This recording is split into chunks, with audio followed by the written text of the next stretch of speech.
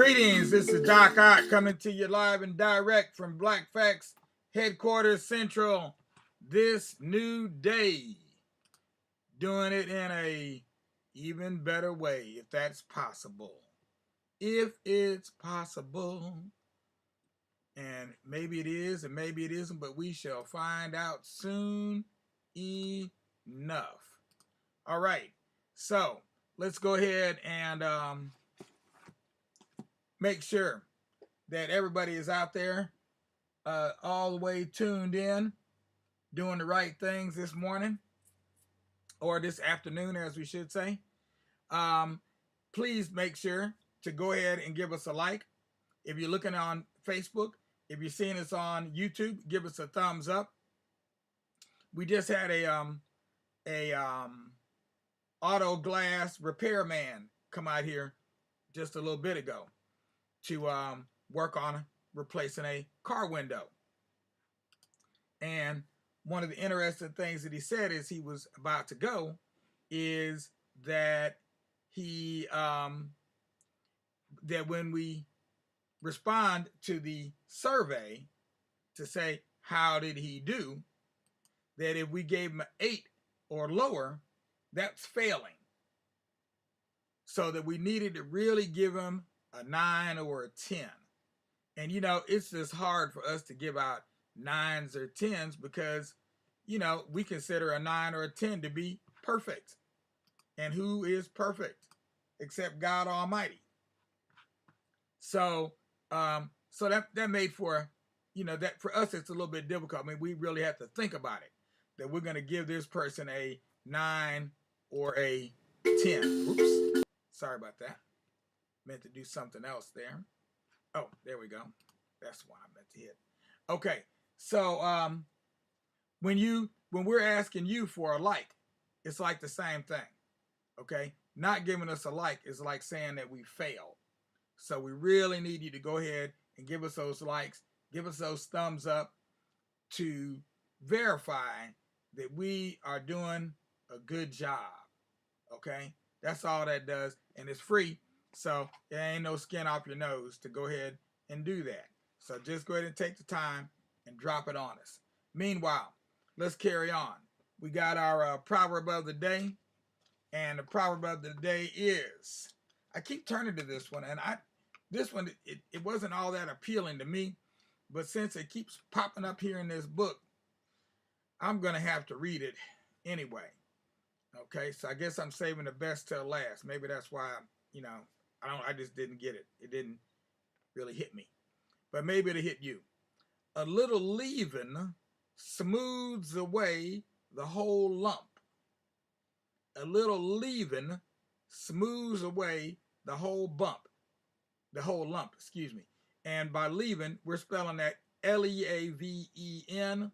So not leaving like I'm leaving to go to the store, but leaven or leaven like what you use to yeast that you put in the bread to make your bread rise. So your bread's not all one big lump of wheat flour.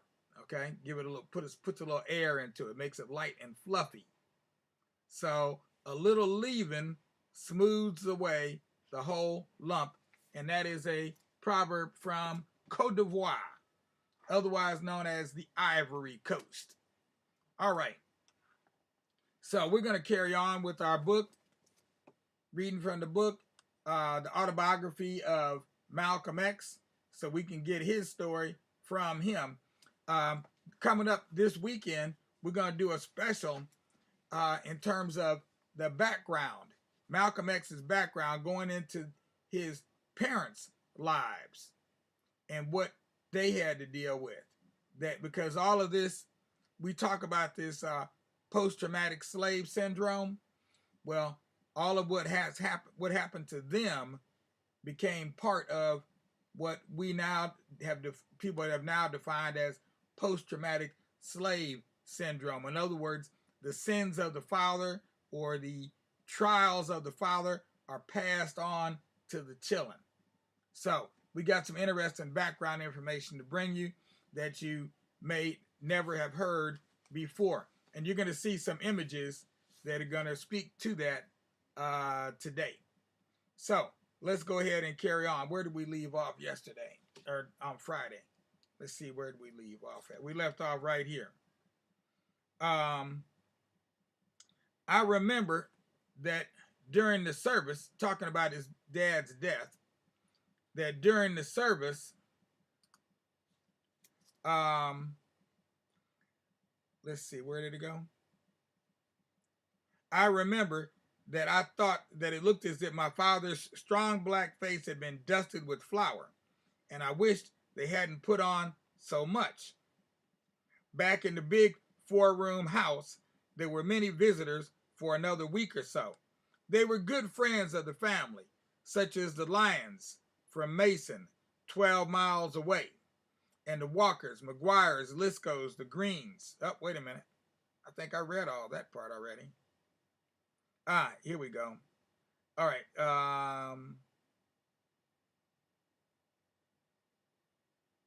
No, I'm gonna read this part over again if I did because I don't remember all of this. Okay. Randolphs, the Turners, and others from Lansing, and a lot of people from other towns whom I had seen at the Garvey meetings. We children adjusted more easily than our mother did. We couldn't see as clearly as she did the trials that lay ahead. As the visitors tapered off, she became very concerned about collecting the 2 insurance policies that my father had always been proud he carried. He had always said that families should be protected in case of death. One policy apparently paid off without any problem. The smaller one, I don't know the amount of it. I would imagine it was not more than $1,000 and maybe half of that. But after that, money came and my mother had paid out a lot of it for the funeral and expenses. She began going into town and returning very upset. The company that had issued the bigger policy was balking at paying off. They were claiming that my father had committed suicide. Visitors came again, and there was bitter talk about white folks. How could my father bash himself in the head, then get down across the streetcar tracks to be run over? See, that's the whole problem. All right. Black folks always doing ourselves in like that and then trying to collect on the insurance. You know you wouldn't, right? So there we were. My mother was 34 years old now with no husband, no provider or protector to take care of her 8 children. But some kind of a family routine got going again. And for as long as the first insurance money lasted, we did all right. Wilfred, who was a pretty stable fellow, began to act older than his age. I think he had the sense to see, when the rest of us didn't, what was in the wind for us. He quietly quit school and went to town in search of work. He took any kind of job he could find, and he would come home dog tired in the evenings and give whatever he had made to my mother. Hilda, who always had been quiet too, attended to the babies. Filbert and I didn't contribute anything. We just fought all the time, each other at home, and then at school. We would team up and fight white kids. Sometimes the fights would be racial in nature, but they might be about anything. Reginald came under my wing since he had grown out of the toddling stage. He and I had become very close. I suppose I enjoyed the fact that he was the little one under me who looked up to me. My mother began to buy on credit. My father had always been very strongly against credit. Credit is the first step into debt and back into slavery, he had always said. And then she went to work herself. She would go into Lansing. Then she would go into Lansing and find different jobs in housework or sewing for white folks. They didn't realize usually that she was even a Negro. A lot of white people around there didn't want Negroes in their houses. She would do fine until in some way or other it got to people who she was, whose widow she was, and then she would be let go.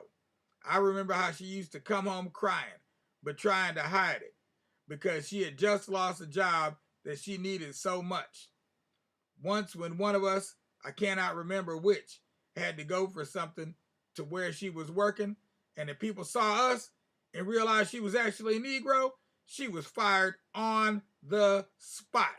And she came home crying, this time not hiding it. When the state welfare people began coming to our house, we would come home from school sometimes and find them talking with our mother, asking 1,000 questions. They acted and looked at her and at us and around in our house in a way that had about it the feeling, at least for me, that we were not people. Eyesight, we were just things. That was all. My mother began to receive 2 checks, a welfare check and I believe a widow's pension.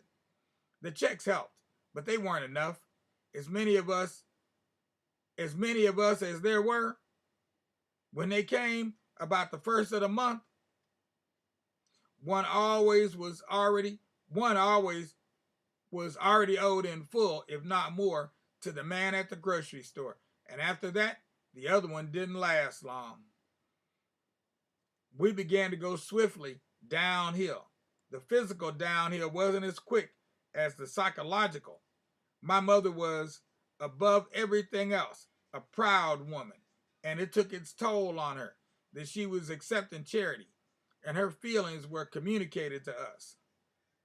She would speak sharply to the man at the grocery store for padding the bill, telling him that she wasn't ignorant, and he didn't like that. She would talk back sharply to the state welfare people, telling them that she was a grown woman, able to raise her children, that it wasn't necessary for them to keep coming around so much, meddling in our lives, and they didn't like that. But the monthly welfare check was their pass. They acted as if they owned us, as if we were their private property. As much as my mother would have liked to, she couldn't keep them out. She would get particularly incensed when they began insisting upon drawing us older children aside, one at a time, out on the porch or somewhere, and asking us questions or telling us things against our mother and against each other.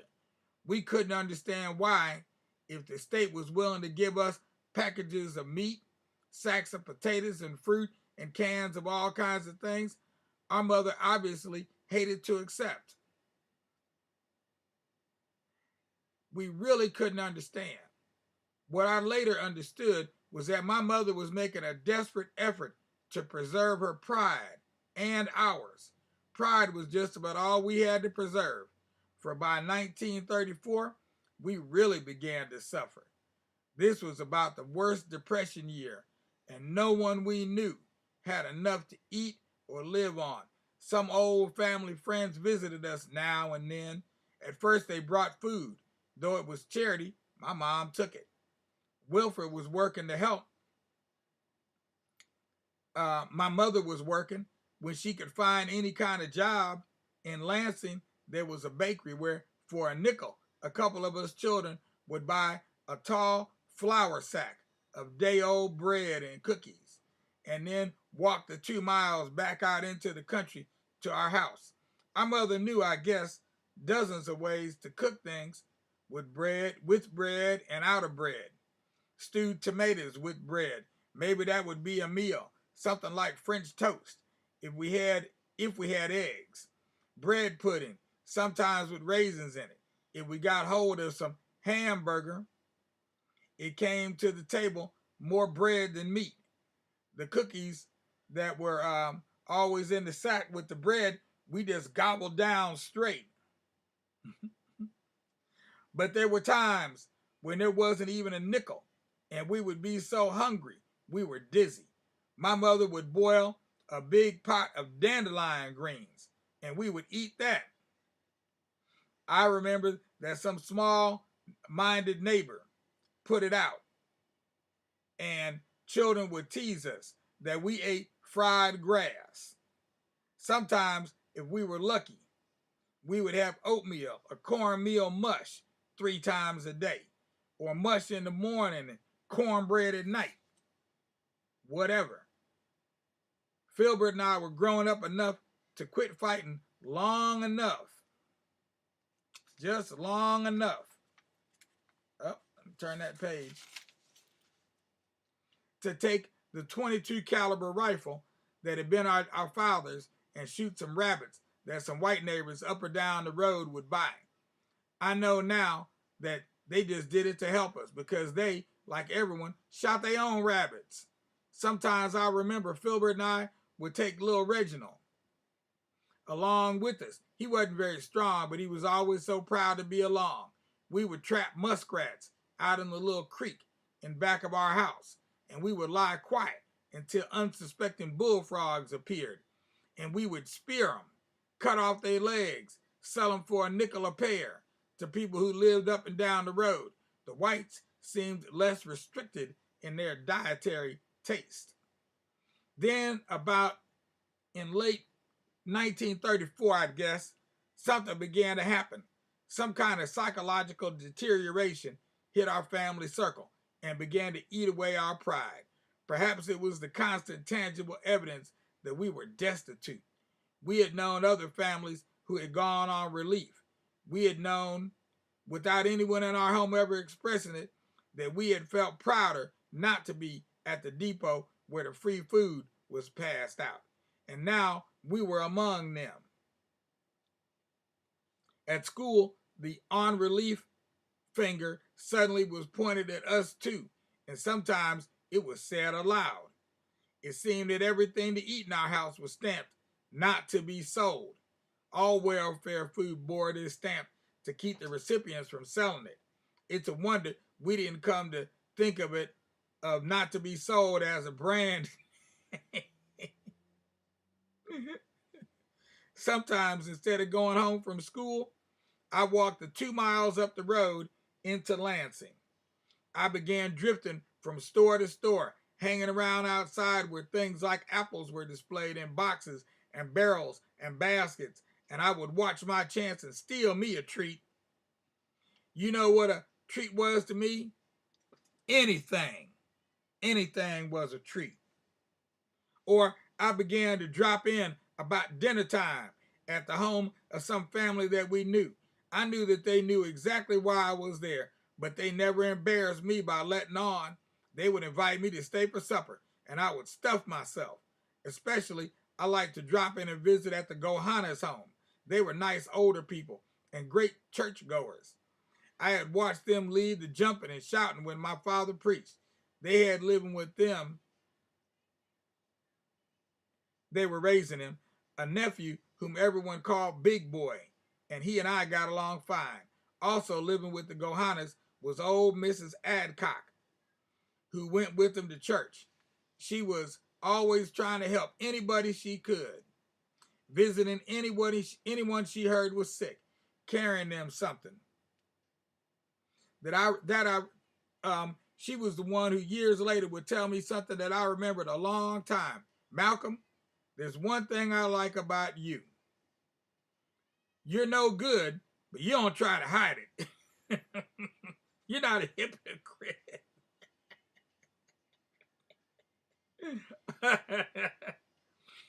Oh boy. Ooh, man, that's a heavy memory right there. To remember that somebody let you know they knew you were no good, but at least you didn't try to hide it. You just put it right out front. And that's Malcolm X. Malcolm Little at this point, Malcolm Little. Okay, and the life of the Littles in their wake of their father's death. So we got some information on the weekend. You want to tune in because on Saturday we're going to do a special. We don't usually do those on Saturday, but I'm going to work that out. We're going to do a special on Saturday, and it's going to be all about the